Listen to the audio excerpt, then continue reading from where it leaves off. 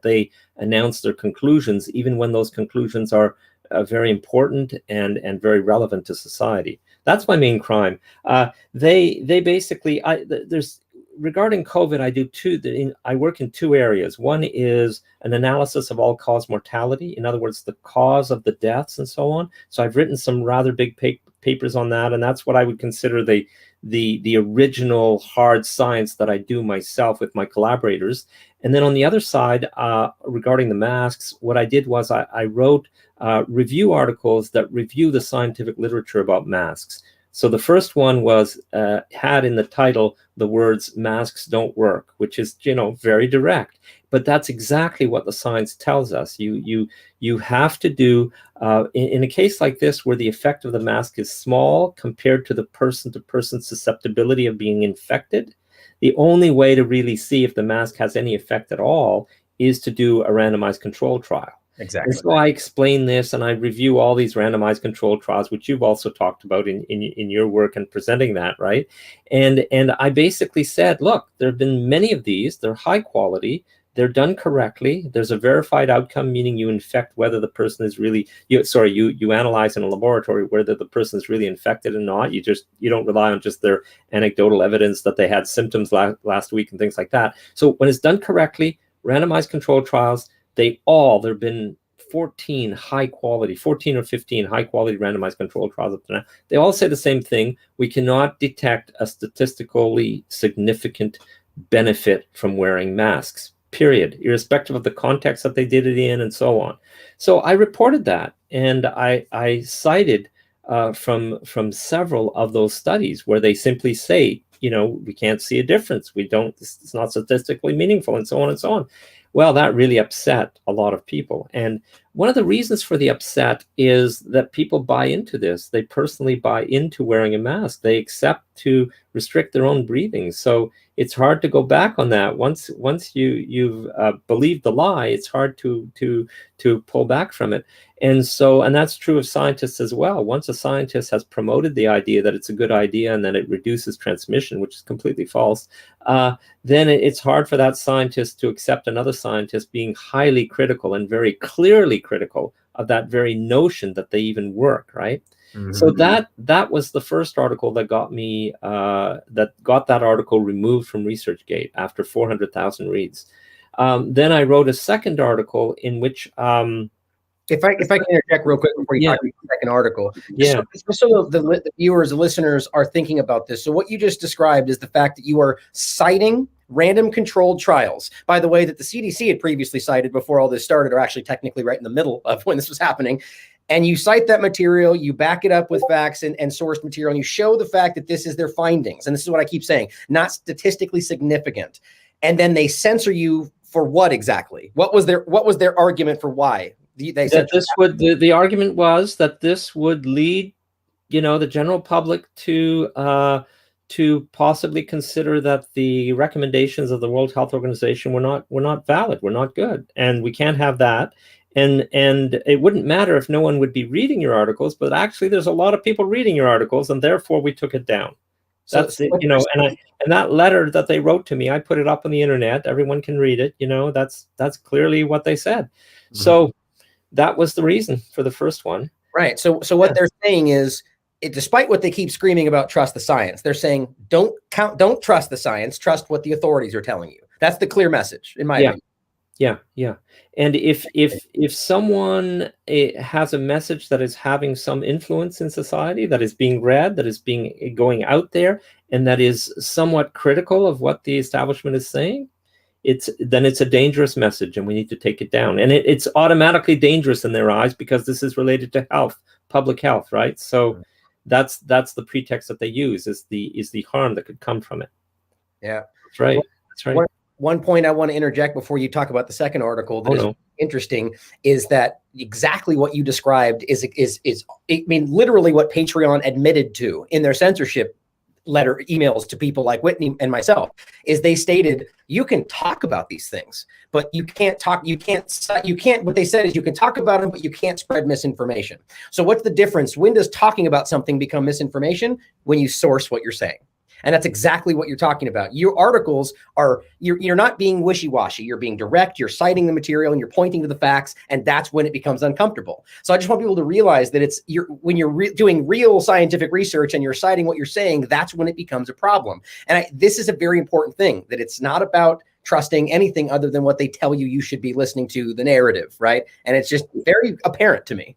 Yeah, even someone who's just giving their opinion and not thwarting it. I mean, that's freedom of expression. If that person's opinion was having a big influence, they would censor that as well. Great point. Great point. And this is what I'm saying is it is about, are we not allowed to be wrong? You know what I mean? Like the mainstream. Well, the main thing is we're not allowed to have influence.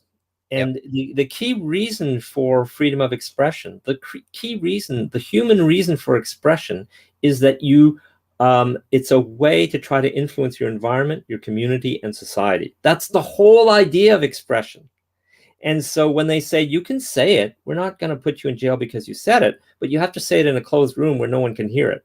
Okay, that's basically what they're saying. So really, they're being two-faced. It's not true that they're allowing any freedom of expression, because the whole notion of the vehicle of freedom of expression is that it's a political tool to have influence in society. That's what freedom of expression in a so-called democracy is all about. It's about that influence. And to take that away and to pretend that it's not an ingredient of freedom of expression is just nonsensical. It's absurd.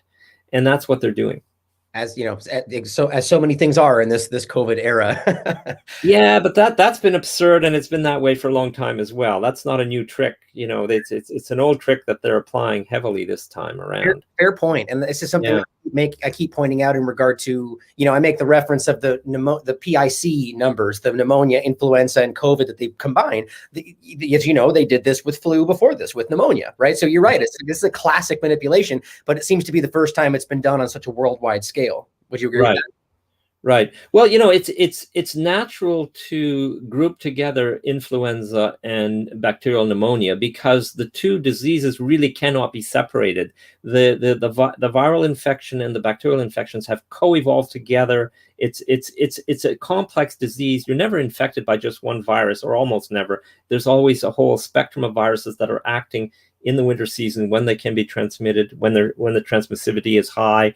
And at the same time, that's when the bacteria take advantage of that weakened lung tissue and so on. And there's a whole ecology within the lung there that's happening. So you can't, it's almost impossible to technically say the cause of death is this particular strain of this virus, So you can understand why scientists would group things at certain occasions when they're looking at causes of deaths and so on, when they can't be separated, and it's reasonable to group them. So I go along with that and so on.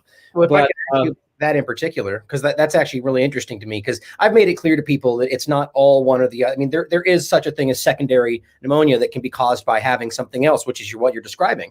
So what I simply point out that it can be manipulated. It could be leaned into one way or the other. And that's what I see. So when you combine them, it's not possible to manipulate it. You have to admit that all of these things that were acting at the same time, in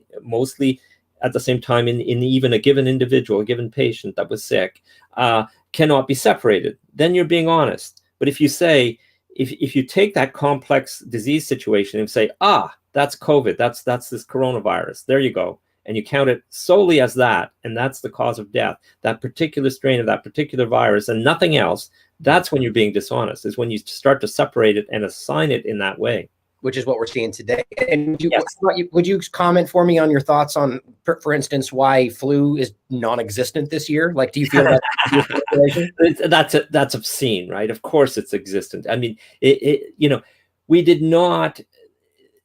The flu has transmitted and has been with us and has infected populations every single winter for the last many, million years, ever since there have been almost, breathing humans on the planet. So it's insane to imagine that particular pathogen has simply disappeared. That's just nonsense. Okay, so that's all about their fake bookkeeping and their fake way of assigning what the pathogen is that is causing death. That's just crazy.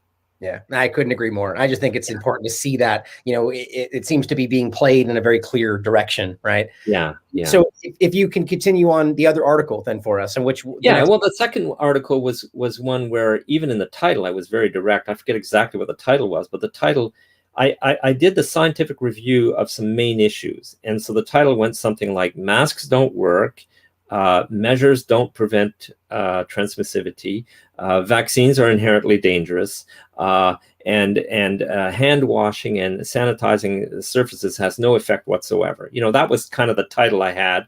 And in each of those categories, I reviewed the best scientific published literature that established firmly all of these things. For example, it is firmly established that transmission does not occur by contact. It's not about hands. It's not about surfaces. It's not about any of that. That is firmly established. Only a scientist who is not one and who's being disingenuous would say that that is a significant transmission route, given the science, okay? So I review that, and I review top scientists saying exactly what I just said, okay? When I say vaccines are inherently dangerous, why? It's almost as though I had uttered criminal words when I say that. Everybody, including scientists, they just freak out. How is that not true? That's Exactly. why we have trials to test their safety, among other things. That's why, there've been millions and millions of dollars laid out in repair because people are damaged by these products, and there's a whole legal administrative setup to handle that and to contain it. And also, so what I did is I reviewed the science of many known mechanisms whereby when you inject someone with one of these vaccine products, you can have adverse reactions, and the kinds of adverse reactions. And there's many kind of review articles that look at the various biological and microbiological and molecular mechanisms whereby that can happen.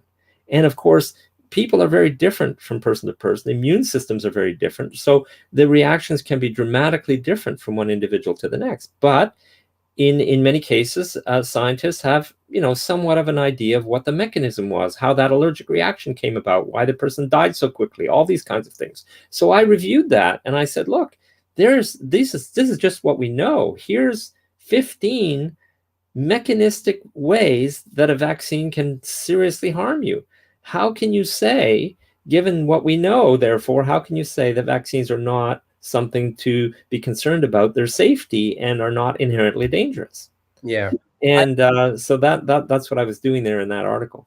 I've for a long time tried to, as always with my show, trying to keep a very balanced perspective and weighing both sides, even things that I strongly disagree with. I try to consider it. And in this case, for a long time, I've been of the mind that, vaccines in general seem to be very profit minded in the direction of the whole industry. And at the end of the day, I just don't trust the intent behind these people, especially after the Act of 1986 and, indemnity we're talking about even today.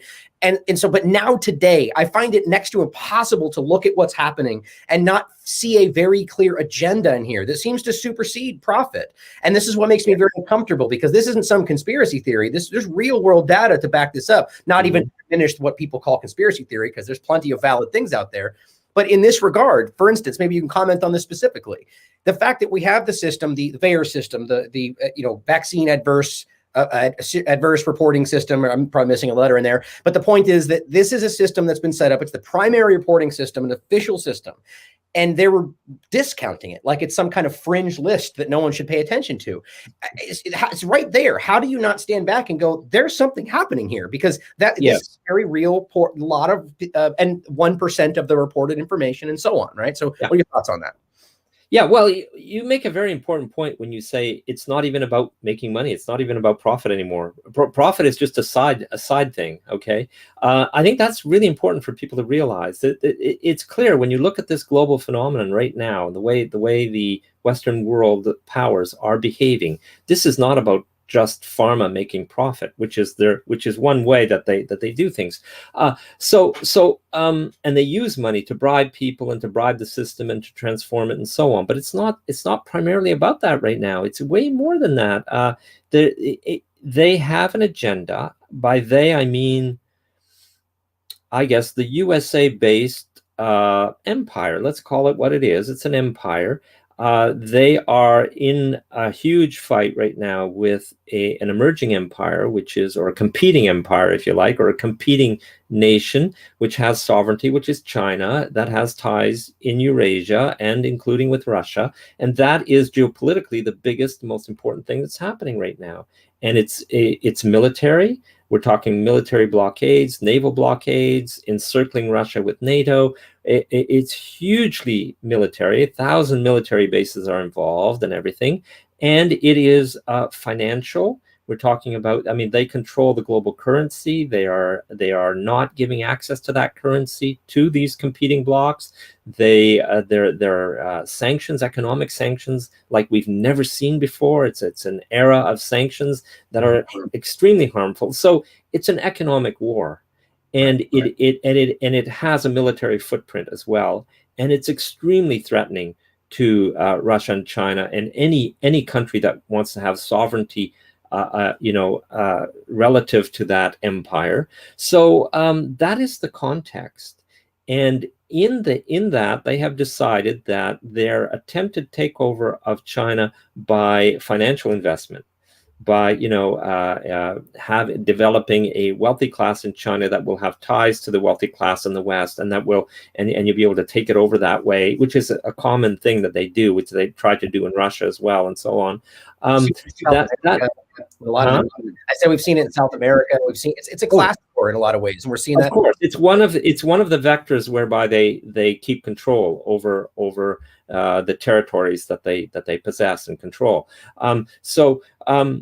There is this huge fight going on, and they have decided that they want to intimidate China into accepting trade deals that it will not be able, therefore, to develop like it's on the development path that it's on now, which is a very successful path because they're very organized and systematic and so on. And so they want to hamper that. So the one attempt is to pressure them into accepting trade deals and conditions and so on that are at its disadvantage. So you intimidate them militarily, you intimidate them by use of your controlled global currency and so on and so on. And failing that, and the other option, which they're applying at the same time, I believe, is to completely cut them off economically. So to disallow, to create trade barriers, enormous trade barriers. And I think vaccine borders have a lot to do with that. And that's why China and Russia immediately developed their own vaccines, right? We've got that going on. So there is an agenda to isolate China economically, which means you stop relying on it for manufacturing. You cut off its ability to get resources and its ability to invest in Africa, Latin America, and wherever it might want to invest to have a beneficial trade and to access resources in exchange for other things and so on. You cut it off from that. And so when you do that, when you restructure the world in that way, and when you take your manufacturing investments out of China and bring them into allied Asian countries instead, which they are doing on a huge scale right now as we speak.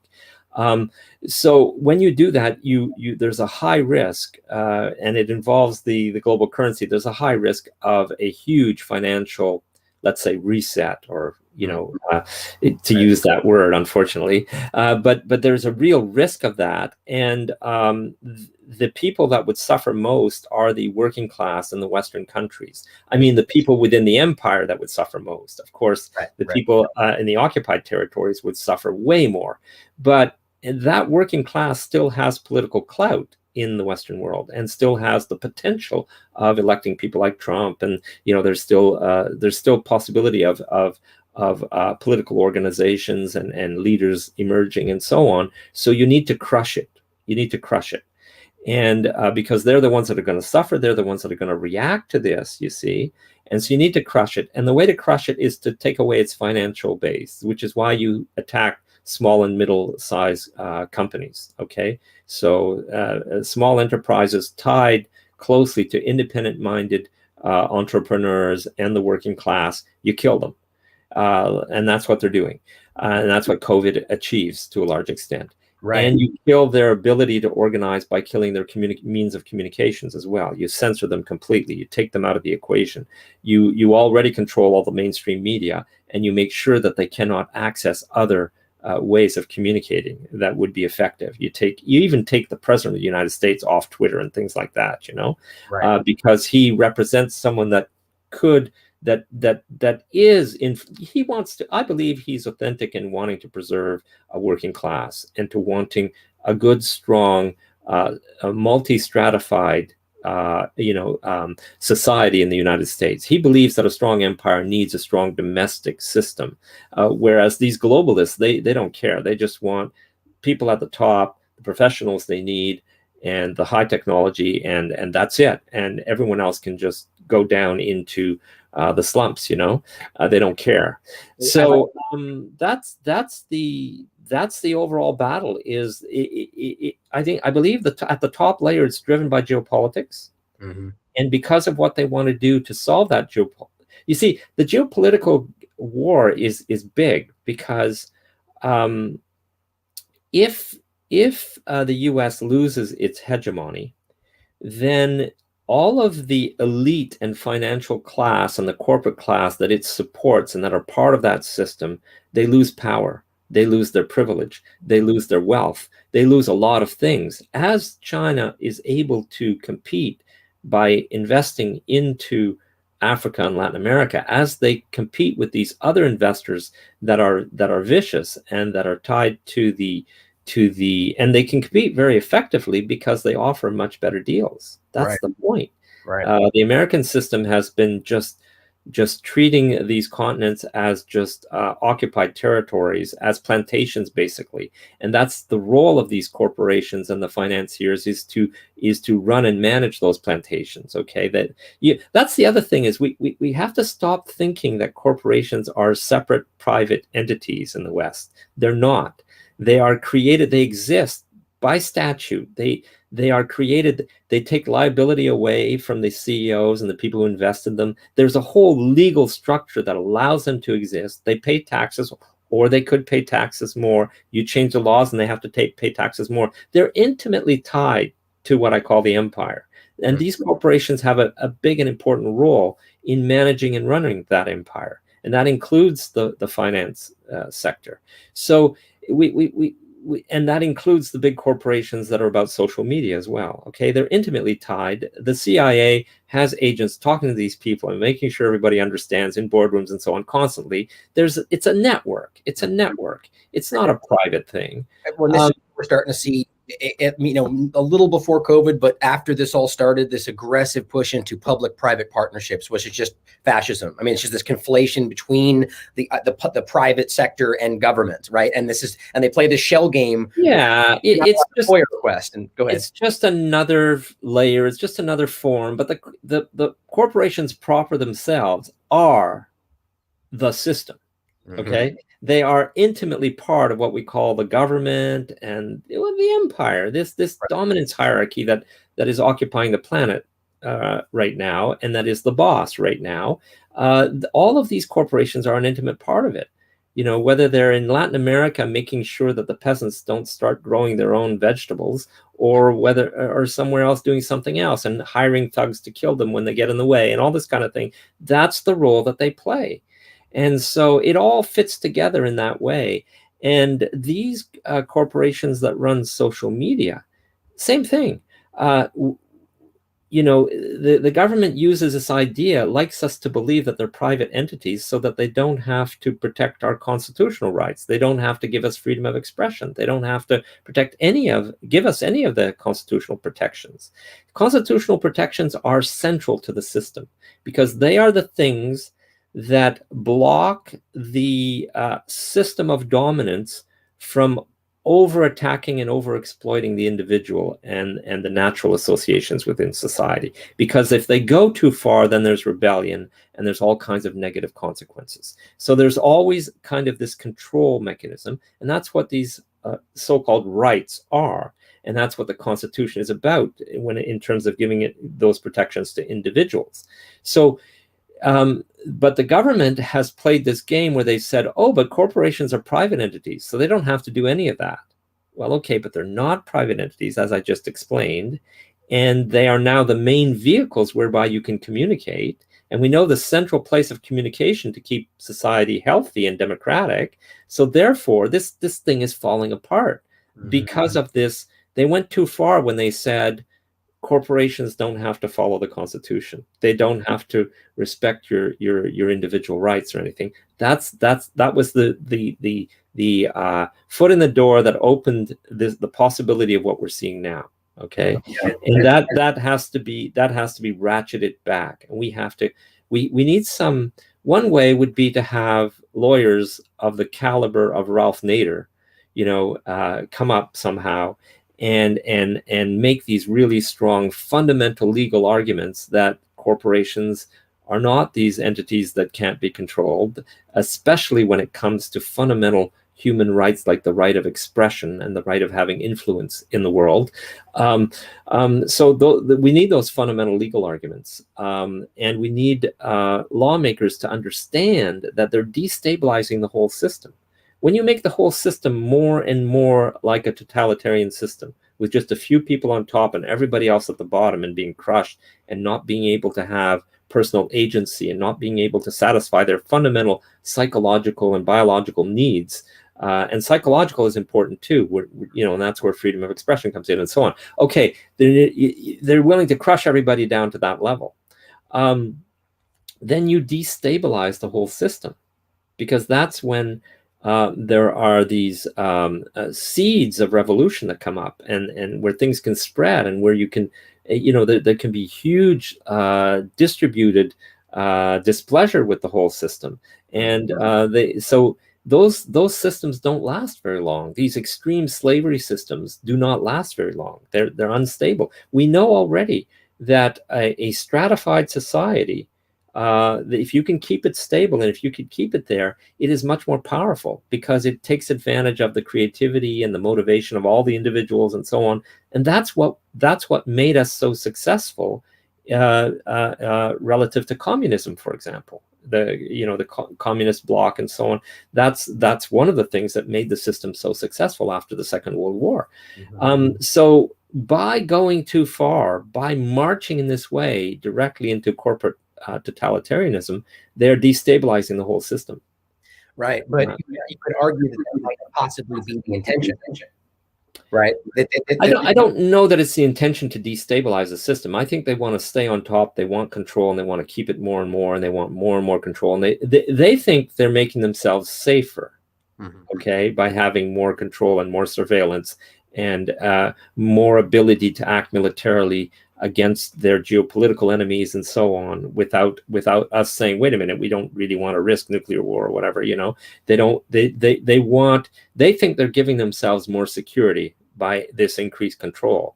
But from the perspective that I just explained, it's also a way that gives you less security, because it increases that driving force towards revolution and rebellions everywhere, and new political movements arising that suddenly become very popular and so on. Yeah.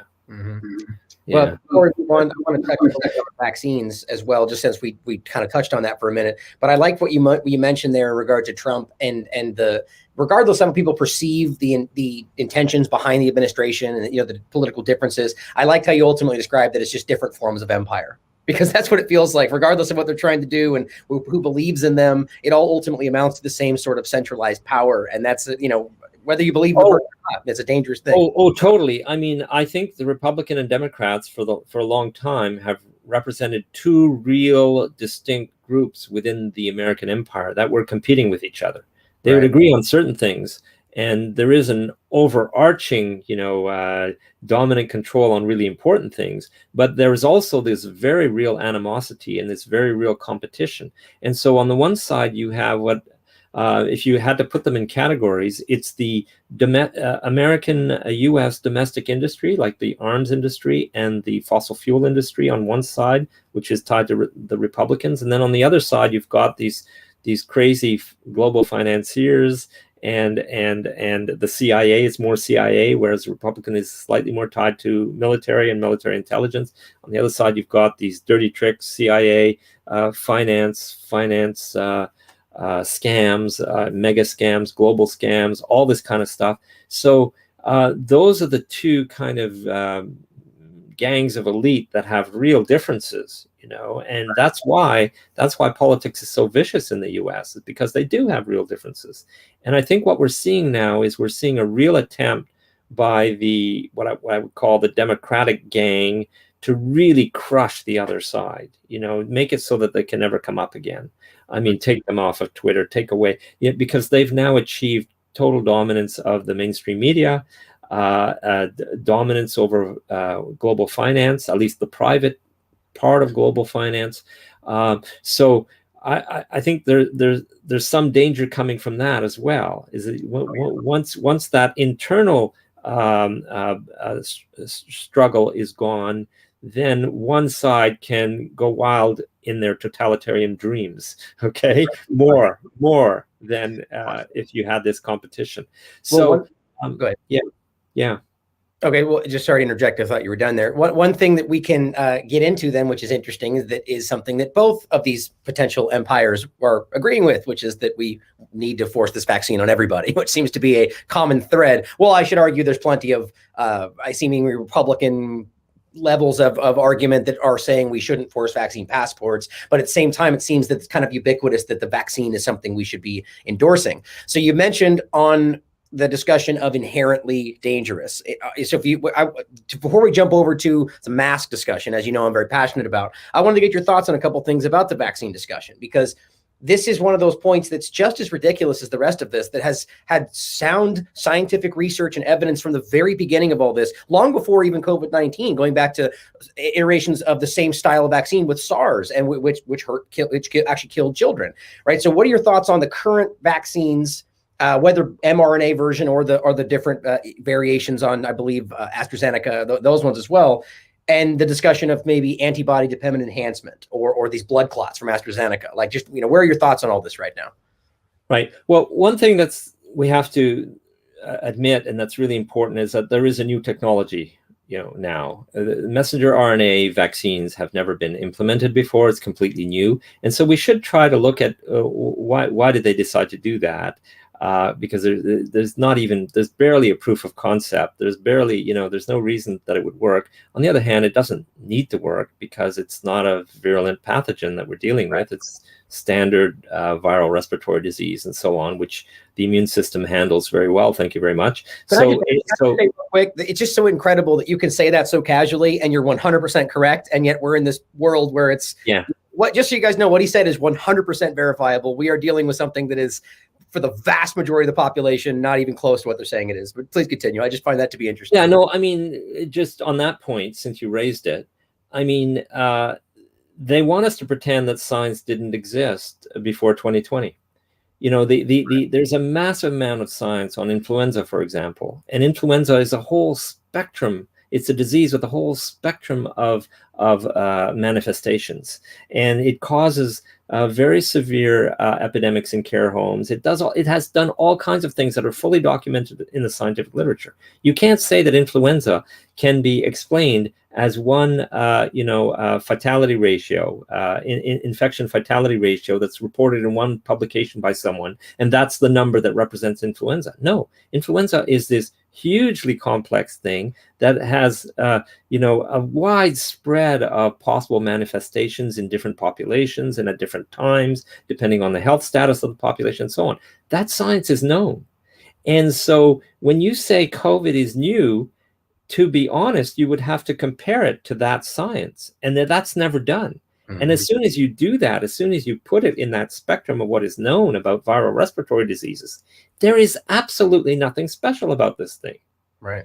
Sure, there's a lot of medical researcher careers that are, that benefit from publishing a lot of papers because it's a hot topic right now, and that benefit from saying whatever they want, not paying a lot of, pretending like like this, wearing these virologist glasses and pretending that the latest mutation of a particular virus can be completely different and cause completely different things, and just run with that and publish 5 papers in a few months and all this kind of stuff.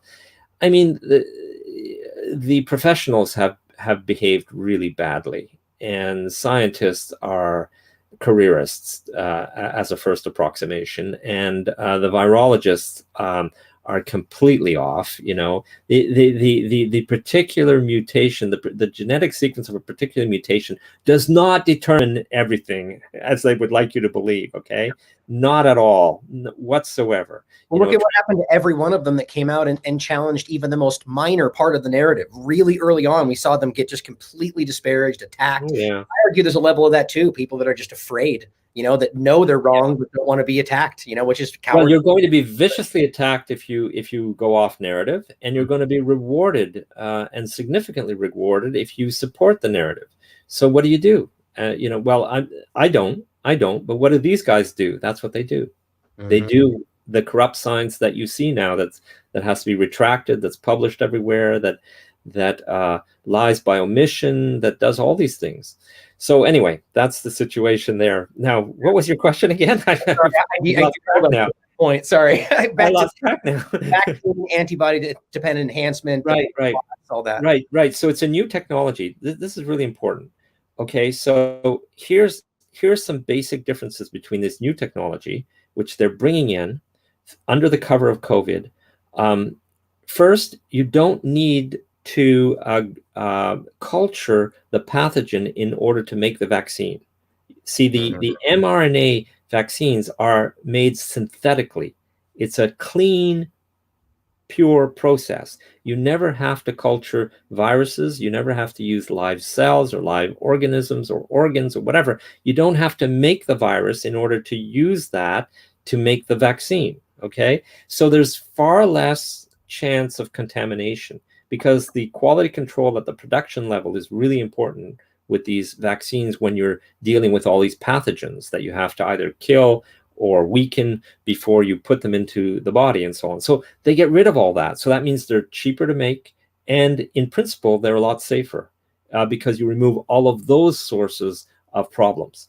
So, but the other beauty of this new technology is that all you need is for someone to tell you the genetic code of the new supposedly new virus and the new mutation on paper, whether it's true or not, and you can synthetically make that a piece or whatever protein you want as part of your messenger RNA, and then that becomes the basis of your vaccine. Okay, so right. You never need to have actually found a pathogen, physically separated it, identified it, purified it, done the sequencing on the material taken only from that pure sample of the pathogen, and from that sequence work from it. You never have to do that. All you need is some guy with a fancy computer and some measurements in the lab that are not exactly what scientists of the past would have said is acceptable, to just tell you, here's the genetic code I have for this thing. And then based on that, you can, in the lab, synthesize what you say is going to be a useful vaccine for this pathogen. That's how you know about it, is through that genetic code on paper. So you see how you can now, because of this new technology, it's now easier to just make up any pathogen. Okay, anytime you can get virologists to say, oh, we found some new symptoms in the hospital, and we took some fluids from the patients, and we concluded that the genetic code is this. And then they pick up this genetic code and they make the synthetic stuff in the lab, and there you go, you've got a vaccine. Fast to make, easy to make. You do away with all the complexities, cheaper to make, and you can inject 1 billion people and make huge profits. And you can convince the population that their health and even their survival depends on this thing that you're going to inject them with. Okay, you can do all that. You can tie people to the system. They become dependent on the system because they need that vaccine. They're begging for the vaccine. They will line up anywhere. They will go on the internet every day to see if they can get an appointment to get this darn vaccine, and so on and so on. You can achieve all that on the basis of something that is unnecessary and probably does nothing. I would say that's my opinion. Okay.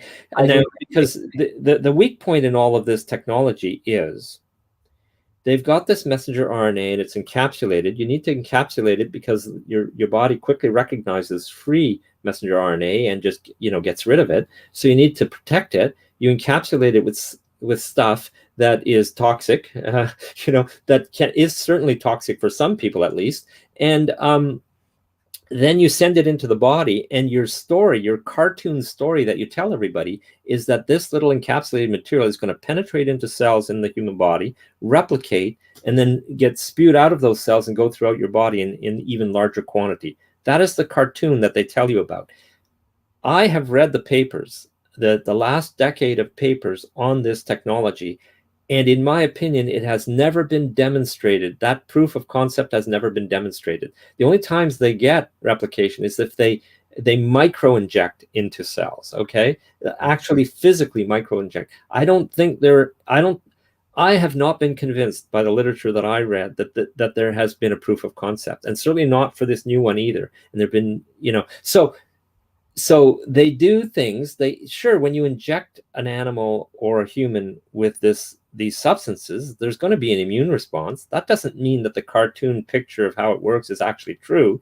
Of course, if you inject something into that the body doesn't want, there's going to be an immune response, and that immune response will vary from individual to individual, and so on and so on. But you see, my problem is I don't even believe that it does what they say it does. I'm with you. I mean, and they don't care, and nobody seems to care. And top-level scientists are actually repeating that this is what this technology does. And I would say to them, careful, guys. It's a nice story. Go and look at the fundamental research. Can you prove every step that this has actually been demonstrated? Right. And this is what I think is really relevant to solidify what you're saying there for people that, want I'll include this in the show notes, as I've shown before, for Moderna at the very least.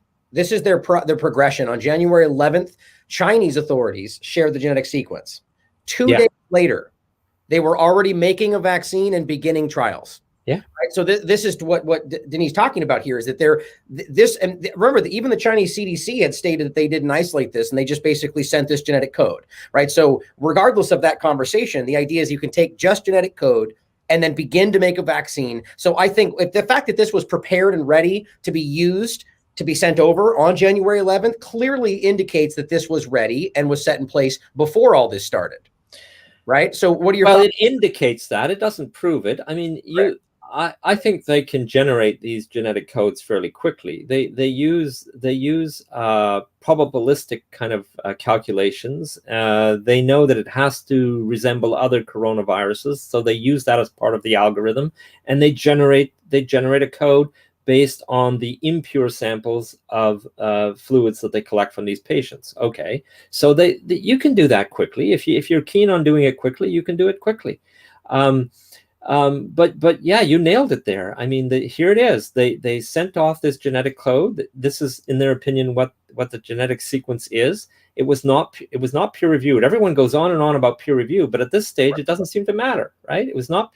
A panel of experts did not examine in detail. How did you do that? Show me your algorithms. Show me your samples. Did you preserve samples that others can verify? Did you this? Did you that? And so on. Nobody actually looked at the science of what they were just handing over on a piece of paper.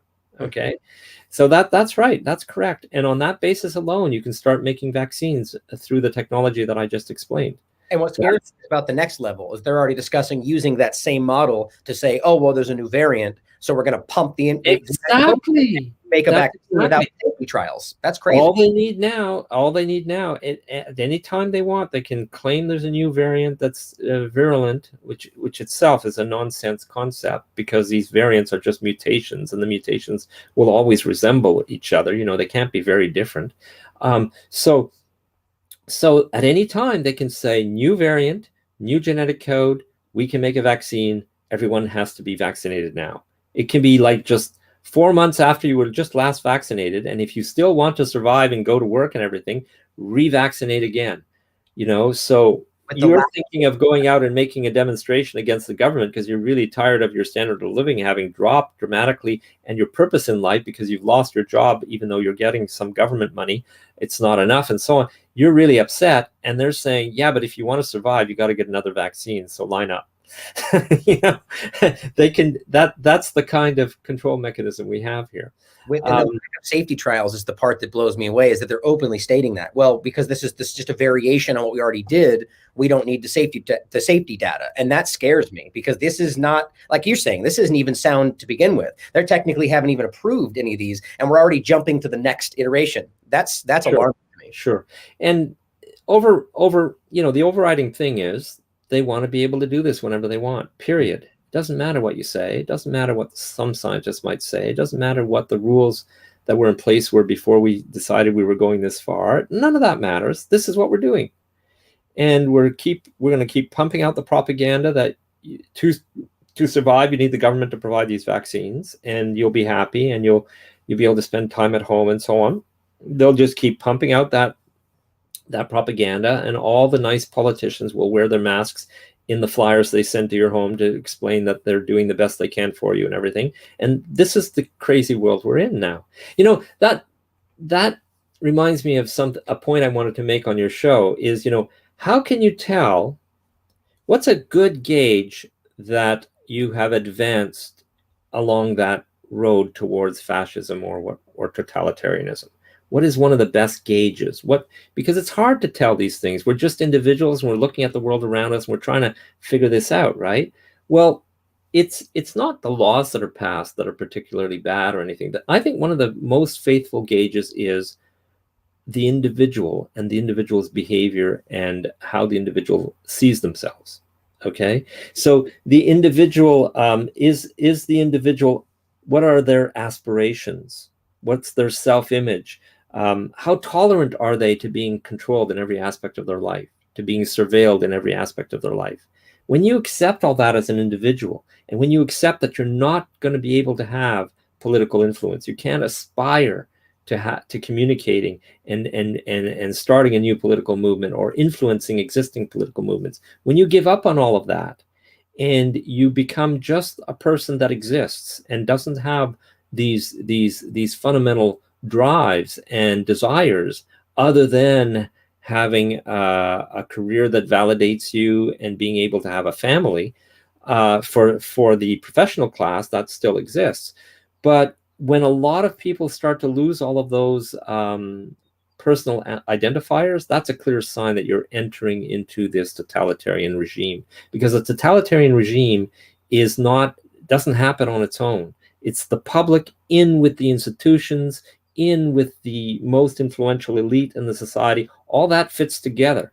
So you can just look at the individuals around you and how they think, and you can gauge how close you are to that edge of being in a totally totalitarian state. It's a great point to make, because it's very easy to see that right now more than ever before. And before we jump into the mass discussion, because I think that's an important one for this topic, I don't know if you're familiar, Derek Brose wrote an article covering the parasite stress theory.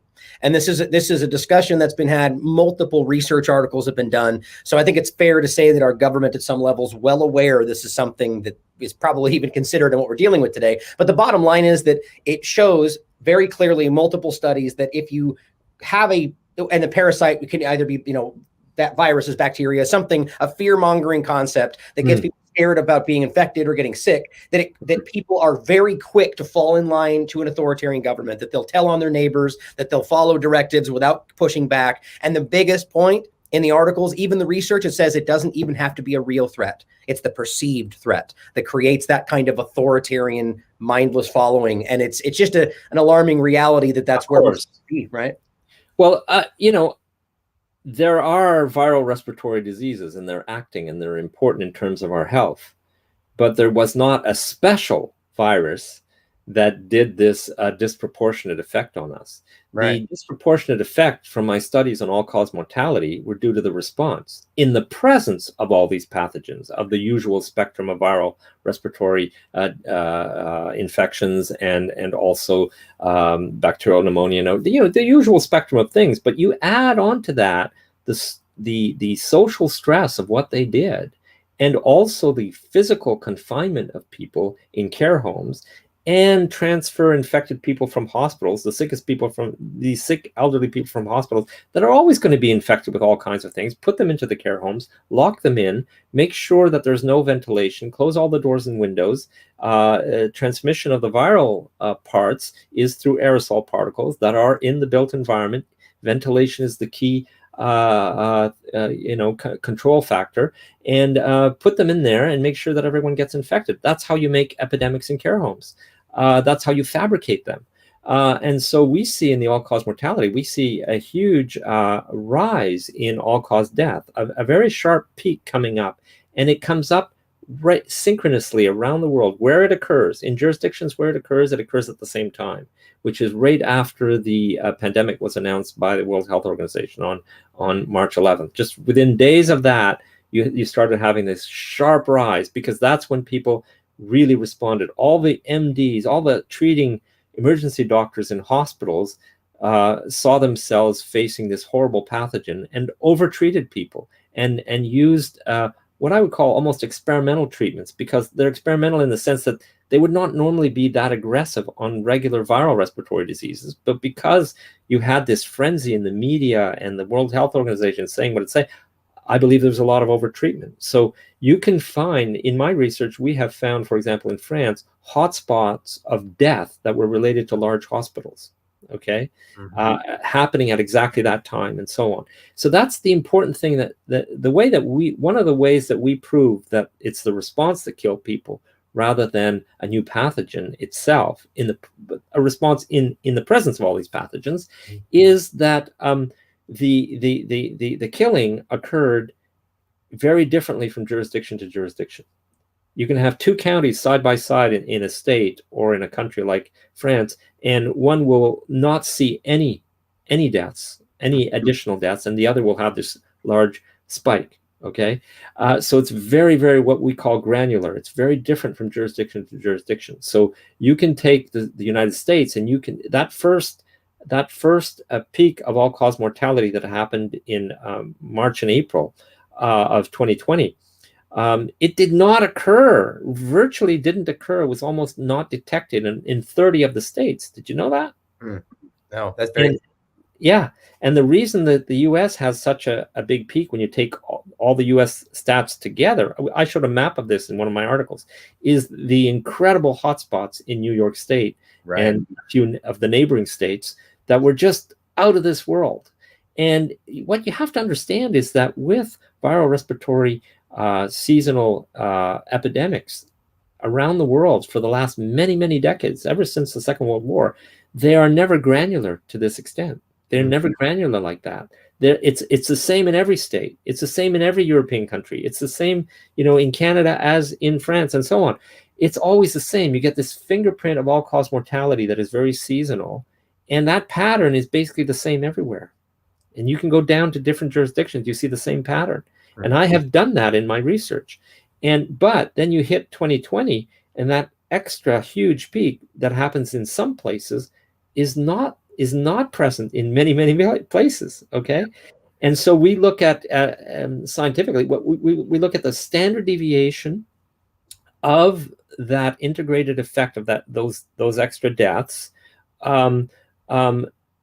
per geographical unit. So it can be per department in France, or per region in France, or per state in the United States. And what we find is that the standard deviation, the spread of values from geographical spot to geographical spot, is dramatically different. Is that standard deviation is like much larger than you always get, and that we have always gotten. Okay, so that is a signature of one of these. It's a signature of the fact that you're not dealing with just a standard viral respiratory infection but that you're actually doing something, and the something depends on where you are. Okay, and you see the same thing with heat waves.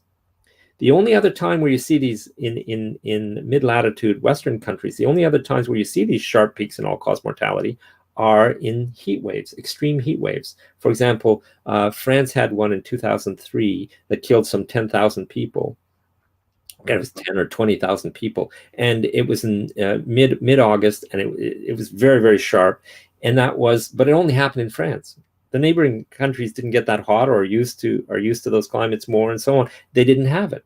Okay, it didn't happen in Canada, and so that's an example of one of these things. So when you have external stressors, such as a heat wave, or such as a military intervention, or such as the kind of lockdowns and the kinds of hospital treatments and the kind of everything they did to our society, those kinds of interventions, which in intensity are very different from jurisdiction to jurisdiction, they can cause visible, measurable, extra all-cause deaths. Exactly. And that's what we see. And that's what we see.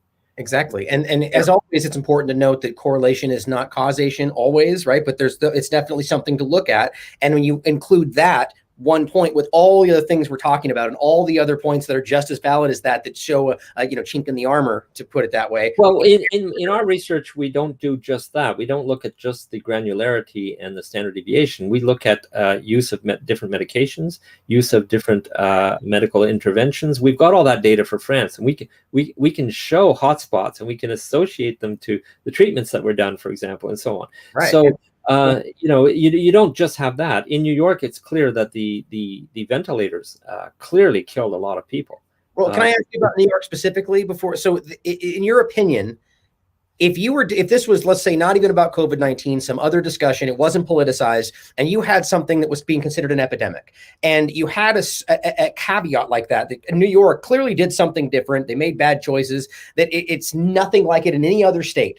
Would you, as an analyst, would you be like, okay, that's something we're going to put off, or would you just divvy it out and give it an average across the rest of the states? My point is that it doesn't make sense to include the New York statistics and then average it out, and that's why it looks like it's larger everywhere else. You would think that a statistician would say, well, wait a minute, the New York numbers don't seem to align. Well, as far as I know, I'm probably the main person, or for a long time, the only person that kept insisting on how different it was from jurisdiction to jurisdiction, this phenomenon. And that was a key characteristic, and that we had to look at that. We had to try to understand why. When you have these large differences from place to place, it gives you a handle on a hope of figuring out why it is. So you send in a medical forensic team, and you figure out what the heck happened here, because it's off the charts. So what happened? Let's figure this out. See, the point that I often make also is it didn't have to be a particular virus. Any array of the usual viral respiratory disease viruses that are always around and that transmit in the winter, if you do these kinds of measures, it would have had the same impact. Okay? It doesn't matter what it was. Okay? It matters that there are pathogens, of course, but there are always pathogens, and there's always a whole ecology of pathogens. And, but if you combine those pathogens with the measures that were imposed, and the aggression and the assaults that were done on people and on people in care homes, that's when you get these extra deaths.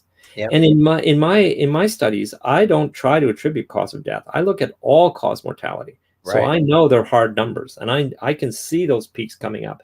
The U.S. is unique in the world, in that in the following summer, they had huge amounts of additional deaths. In the all-cause mortality, the all-cause mortality did not come back down to the trough level, the summer level that you normally have, that it has had for the last many decades, okay? Mm-hmm. It's way above it. So in the U.S., they were killing people in the summer, which is unheard of, okay? Mm-hmm. And that is unique, didn't happen anywhere else.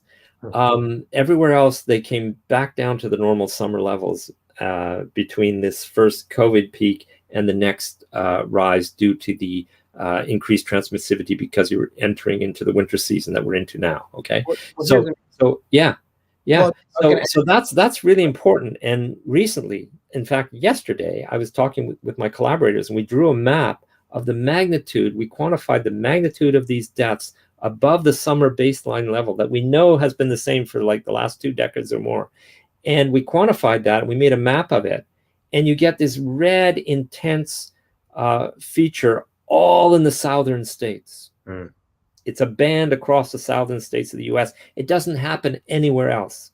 Okay, so that's one of the things you have to consider when you're trying to understand what did this. How did they kill people in the summer?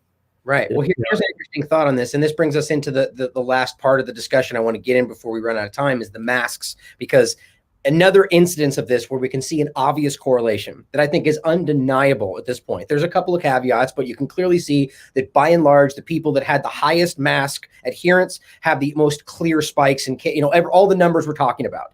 And the places that seem to go away from the mask have a very clear reaction in the positive after that, within weeks. So do you think it might correlate between the southern states, the humidity, the moisture that's being created? I mean, you probably are familiar with the British Medical Journal 2000, I don't want to say the date wrong, but this is the only random controlled trial I've seen on cloth masks compared to medical, where they find very clearly that moisture retention makes these things dangerous and increase your risk of infection. So 2 parts. One, do you think that that's where it might have been the interest in southern? And then let's get into masks and really specifically, like, in your opinion, the dangers both medically and psychologically, physiologically. So what do you go, please?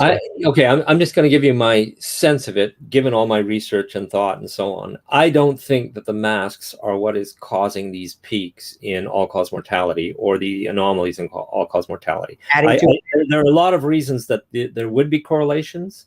There are many reasons, and I could give a long shopping list of them, but that doesn't mean that there's a causal relationship, and I don't believe there is. Regarding the masks, I mean, I do believe masks are very harmful, but they're not the cause of actual all-cause mortality. We're talking killing people in a short time, that it's measurable in all-cause mortality. I don't think it's the masks that are contributing in a big way to that. Let me add one real quick point there so you understand my full thought on why I think that might be possible. Is, for instance, going back to the discussion of the 1918, where we know that it's been discussed that bacterial pneumonia was by majority of the cases. And obviously the argument is that it ties in as secondary in regard to what they were dealing with. Now, bacterial pneumonia is contagious and the symptoms look very similar to COVID-19. So my thought was possibly that we were seeing something similar, that we know that it can cause an increased risk of infection. So is it possible it's causing this increase of the very thing that caused what we know was the predominant factor of 1918? And maybe that's what's happening now. So that's my thought on it. So what do you think about that? Oh, it looks like we might have lost you here, Denis. That's unfortunate. I'll give it a second, guys. That's really unfortunate. I was really hoping to talk about masks with him specifically. Let's see. Well, worst case scenario, we can wrap it up here, guys. I'll give him a second to possibly. Oh, you still there, Denis? If you can hear me, it's a little bit, it's just froze on you. Maybe you can try to bounce out and come back in, see if that works. I'll give it a second just to see if maybe he can make it back in, or maybe the interconnectivity will refresh. It's funny this happens, by the way, is before we got started, I was a little late getting this interview going for exactly this reason.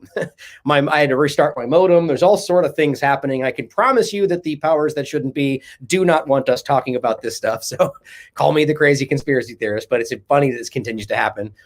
In any case, I think it's interesting that, his research on this has been absolutely fantastic and sound sourced, and the information is showing exactly what we're talking about. And here's an interesting thing to even point out, is that as we discuss here, maybe he'll jump back in here in a second, is that he, as he just stated, does not feel that that is the driving force, where I've become quite convinced that that's a huge factor just because of the very clear data we have. But what the point is that he can argue that no, that's not the main point. And I can say, I think it is, yet we can both realize and agree that it is causing problems, and this is what's funny, is you can have people on all sides of this conversation that they'll dismiss as the same thing that can have totally varying opinions on very clear information. And the reality is, as he pointed out, and you can read his research, and I'll include this in the show notes, as I've done myself, which is the fact that these things are causing health problems. And the science they tell you to trust has been showing that for a very, very long time. I was going to bring this up before we bounced off. And this is one of the things that I just recently went over, and something that Denny had also pointed out. And this was the title is Face Masks in the COVID-19 Era, a Health Hypothesis, which goes over everything we're talking about. Oh, here we go. Looks like we got him back. Okay, I don't know what happened. I've never seen that before, but I momentarily lost the connection here for some reason. No worries. I was just laughing about my problems before we got started too. It seems like nobody wants us to talk, Denny. Oh yeah, it's crazy. Um, And anyway, so I was sorry. Yeah, that was my no sweat. amplifier of signal went berserk for a while. No worries. Well, here, what I was saying is just to reiterate my thought was the possibility that we know that in 1918, Yes. it's been discussed that masks were huge. Excuse me, not masks. Excuse me, the bacterial pneumonia was the leading factor there. No, Yes. my opinion is that masks could have been a reason that happened based on the science. But bringing it to today, and we know that bacterial pneumonia is contagious, that it has very similar symptoms of COVID-19. So, do you think that that's a factor there, and possibly a reason this could be happening, just as a possibility? Yeah, it's a possibility. It's not something that I've studied, and it's a possibility. There are mechanistic roots that, where that makes sense. I also saw recently, I'm starting to become aware of all this work that the 1918 so-called epidemic could have been induced by vaccinations with some pretty nasty vaccines that were being tested and spread in the population at that time in a big way, and that could have directly infected people, and that could explain why all the young men that were injected in this way because they were military people would have suffered in this way. And so there's a lot to try to reconstruct historically when we talk about 1918, because that is such a unique event. But it certainly was not the simple case of a viral respiratory disease, like they like to call it the flu, right? There's no way it was that. As you said, it's now proven that it was the bacterial infections were dominated the thing. So masks, yeah, it could play a role. It's nasty. You don't want to. Now we've got the sun conspiring against us. So you don't want to. Yeah, it's a possibility, but it's not something that I've researched. And fair enough. Coming back to the United States, though, I feel that, you see, the thing that, I talked earlier about how they like us to forget that there was even science before 2020. Mm-hmm. One of the major discoveries of the last couple of decades in the modern era has been the work of Sheldon Cohen, Professor Sheldon Cohen in the United States. Maybe you've talked about his work on your show before, but he did his whole career showing and demonstrating that there are two factors that affect whether or not you're going to be infected by a viral respiratory disease, and if you are infected, how sick you're going to get. And he showed that the two dominant factors, and he did this in the 70s when you were allowed to infect university students with known strains of influenza and so on. He did all these studies, and he proved without a doubt that the biggest factors are the amount of individual stress that you are experiencing in your life, and also the degree to which you are socially isolated. Those two factors dominated everything else. So that determined what. So that is a very important discovery, and it's highly relevant to our discussion, and it's never talked about. Okay, so now imagine an elderly person, because we know from science now, since the early days when Professor Cohen was doing that research, we now know that the effect of stress on an elderly person, the effect on their metabolism, is probably an order of magnitude greater than on a healthy young adult. Okay, so stress is a dominant factor. Now, what causes stress? What attacks your self-image? And social isolation. Okay, lock people in. Don't allow them to communicate with others. Don't allow them to have closeness and proximity. Stress them out with that they're going to die. Make them lose their jobs. And when we talk about losing the jobs, it's not just the jobs on record. People who are living day to day, who are underemployed, have all kinds of little jobs that they do not on the record, let's say. Okay, that's very common. They'll do favors for people, and they have contact that way, and they get some revenue from that, and that is extremely common in the poorer working class and so on. So when you have this kind of a so-called epidemic, you take all that away. The restaurants are closed, all the businesses are closed, all the people that would normally employ those people in that way, everything is dead. So people are dramatically affected in their lives. The most vulnerable people are the ones most affected. And stress and social isolation are the dominant factors regarding infection and how sick you're going to get. So put all that together, plus make it the hottest states where the heat is intolerable in the summer. That's an additional physiological stress that you're used to handling because you're outside, there's a bit of a breeze, you have a routine, you still have social contacts. Now take away all those things and add the heat to those people who are not in air-conditioned places, okay? Imagine the toll on these populations when you do that. Right. Those are some of the mechanisms that I can think about. And we are exploring now from the data that is accessible for the United States. We're trying to see the kinds of things that might explain that. But I don't, my sense, I'm going to look at it. I'm going to consider it, but I don't think mask wearing is going to be a big one. Well, my mindset here, why don't I just read this real quick, because I want people, and I know you're familiar with this, and I find this to be a very important one from Stanford, as you can see right here, that basically challenges everything we're hearing about masks in general. It's January 2021, and the idea, it just read you the conclusion here for those that haven't seen it. And on Twitter right now, you post this completely, valid scientific study, and it won't let you post it. It says no. But here's the conclusion. The existing scientific evidence has challenged the safety and efficacy of wearing face masks as preventative intervention for COVID-19. The data suggests that both medical and non-medical face masks are ineffective, as you're pointing out, to block human-to-human transmission of viral and infectious disease such as SARS-CoV-2 and COVID-19, supporting against the use of face masks. And it points out wearing face masks has been demonstrated to have substantial adverse physiological and psychological effects. And it goes on to include hypoxia, hypercapnia, shortness of breath, all these things that people have discounted as absolute conspiracy theory. And this is being not hypothetically, but is absolutely possible with these masks. So considering that, then the physiological, the psychological effect, more importantly, with what the point you just made, do you feel that's, I don't. It could easily be a contributor, but the study to establish, because you see, you're putting me in a difficult spot because you're asking me about actual deaths. Okay, you're not asking me about extreme discomfort, being sick, all these kinds of things, right? You're asking me about actual deaths that I can look at and measure the data, and how would I explain those deaths? Mm-hmm. So that's why I have this. That's why I'm commenting in the way that I am, right? Of course, masks can do all these things and are highly destructive of our human fabric, because you can't see people's faces. A child learning to speak, an infant first contact with the parents, or first contacts with the caregivers in a hospital, whatever. My God, it's just insane. It's a sick society. That a masked society is a sick society, I believe. And so the long-term damages, I'm sure, are massive. And that's what I reviewed in the article that ultimately got me completely taken off, locked out of my account on ResearchGate. Right.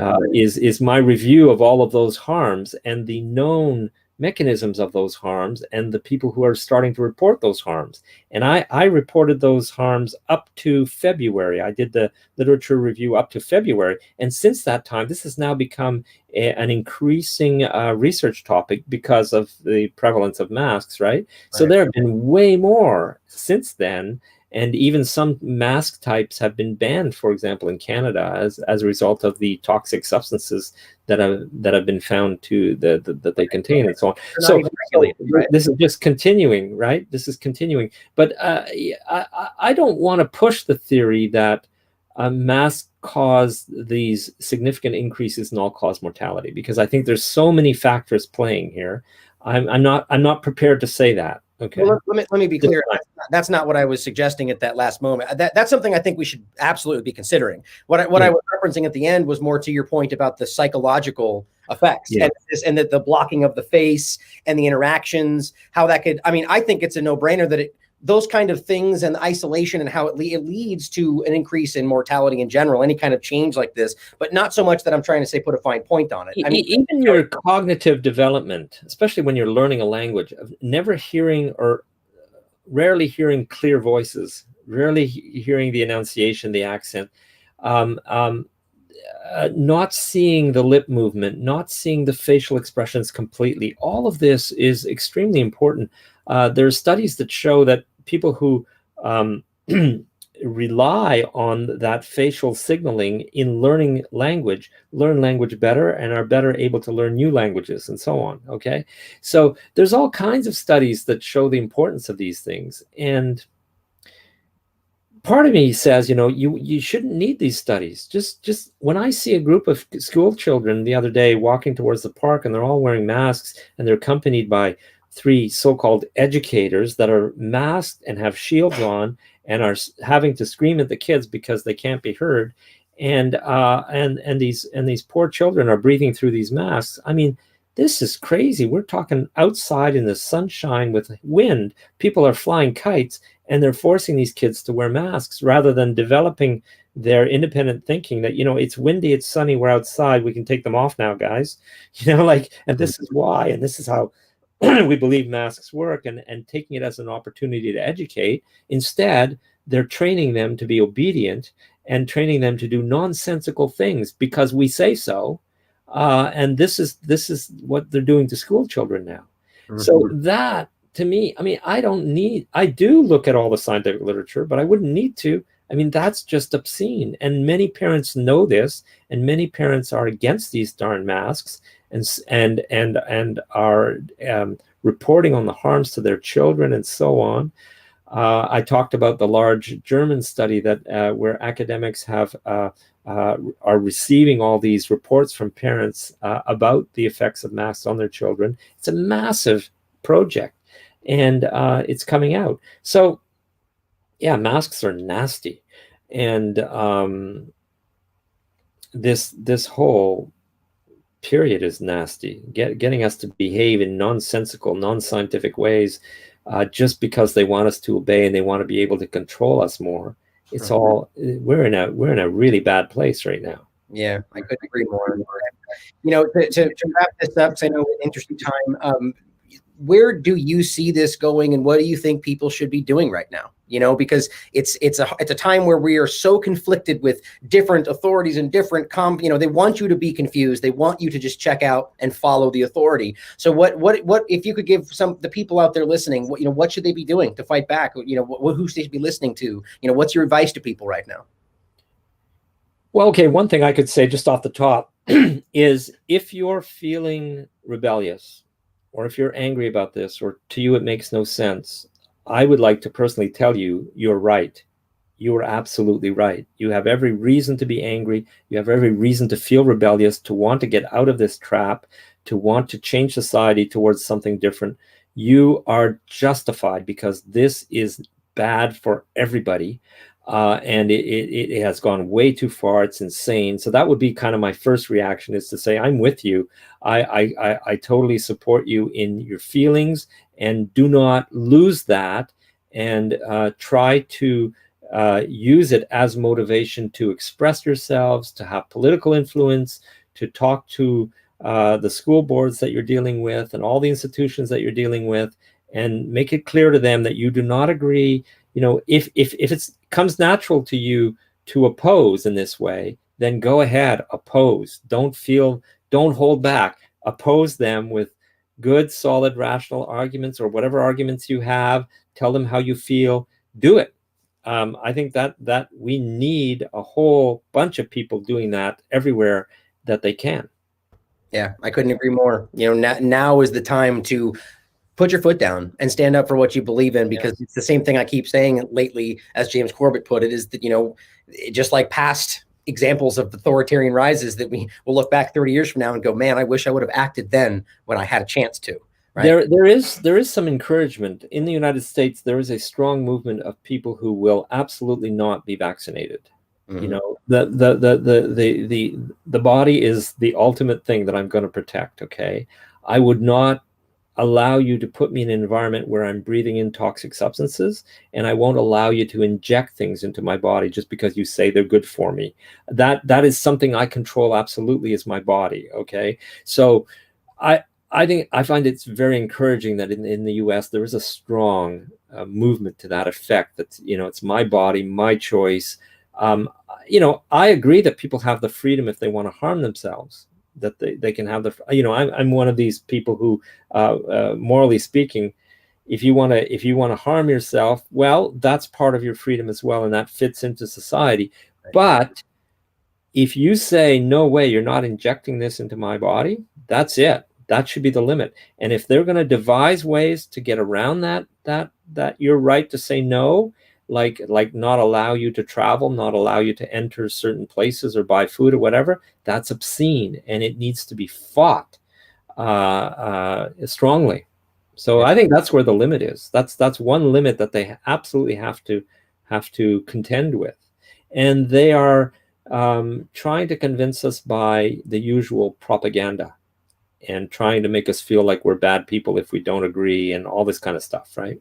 Yep, as usual, right? They try Yeah, to scare you, try to make you feel less than, so you just acquiesce. Thank you for being here, Denny. I really appreciate the conversation. I think we covered a lot of good stuff. I would love to have you back on in the near future. Is there anything else you'd like to say? Social media links you want to share, or anything like that? Well, one last thing, since one of the reasons you invited me was about this ResearchGate thing. And I find a lot of people react by saying, oh, but it's a private enterprise and it's in the terms of agreement that they can just cut you off, right? Well, actually, it's not. If you read the terms of agreement, what they did to me is illegal. And they often act illegal when they feel they can get away with it. And when and in this kind of totalitarian atmosphere where everybody's saying these things and repeating these things, they just do whatever they want. But if you actually look at their terms of agreement, their terms of use and so on, for them to block my entire account that I've had since 2015, they have to have reason. They have to have what they call good cause. Okay, so that's a legal question. Did you have good cause to do this?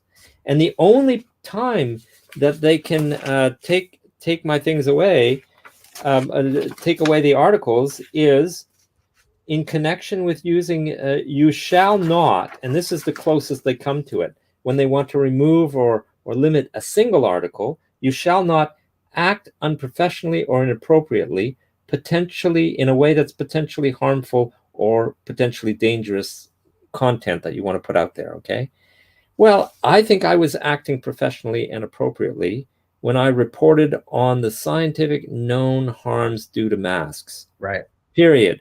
So legally, they had no, they broke the terms of agreement. I could sue them on that basis. And I'm considering my options, but I may do that. I'm certainly going to explore in which jurisdiction can I sue them, because there's going to be a jurisdictional battle. They're in Germany, and they like to say that you have to go to Germany and fight them in the German courts. But they are acting here in Canada. And they are providing a service in Canada, and I think the Canadian courts should be able to hear these kinds of contractual cases. You know? Yeah, absolutely. And I think this is so incredibly profound, because this is what we were talking about earlier. You're conducting sound, objective scientific research. You're citing the material, and they don't like the finding. That's not how that's not how science works, right? I mean, if you could argue, and it's not consistent with their terms of service either. Right. It's not at all. In fact, their terms of service, it is presumed that they're acting in a way consistent with science, that they're acting for the good of people through propagating information and so on. So they're violating their own terms of service. Yeah. And, I asked this point in a different recent show, when did trust the science become trust the authorities and ignore all the science? Because that's what's happening right now, and it's just very, very apparent that what they're trying to do, and it doesn't have to do with actual sound information, which means, to your point, not only ResearchGate, but the government, the mainstream media, they are taking direct action, willful action that is putting people's lives at risk. That's a big deal. And I think hopefully this will eventually come out a little bit more. But I think the fact that we're seeing people like yourself censored, whether we're talking scientists, doctors, PhDs, that are doing conducting their research in the way that prior to all of this would have been, whether you're finding contentious findings or not, completely acceptable. And now suddenly, all of a sudden, counter findings are dangerous. That is a recipe for an authoritarian medical dictate. And that's what we're seeing happen right in front of us. Beyond a recipe, it is medical dictatorship. It's crazy. Right. Yeah. Thank you, Ryan. Thanks for having me on. It was wonderful. Yeah, my pleasure. And maybe if you end up doing some litigation or just anything else you feel like talking about in the future, you're always welcome on the show, Denny. Oh, thank you. Did you want to drop any social media links or anything? I can just include them in the show notes for you. I'm on Twitter. I'm very active on Twitter these days, and I'm just now, especially I'm motivated by what just happened to me. I'm putting together a new website, so I've got someone helping me, and it's looking better and better, and there'll be a lot of good stuff, and it'll be easy to find, and so that's happening now too. But I don't have it yet. Great. Well, get it. Let me know. Most of my I have lists of links to all my articles on my blog, which is activistteacher.blogspot.com. And if you go down the last few blog articles, you'll find a complete list, and there's a main menu there, a complete list of everything on COVID and so on, and including my interviews and everything. So presently that's one of the main places where I list everything. activistteacher.blogspot.com. We'll make sure and include that below for everyone to click on. And I highly recommend you check out his work if you're unfamiliar. Some of these research compilations, the one we were just discussing in regard to all this stuff, are very, very well done. So thank you again for being here. And as always, everybody out there, question everything. Come to your own conclusions. Stay vigilant.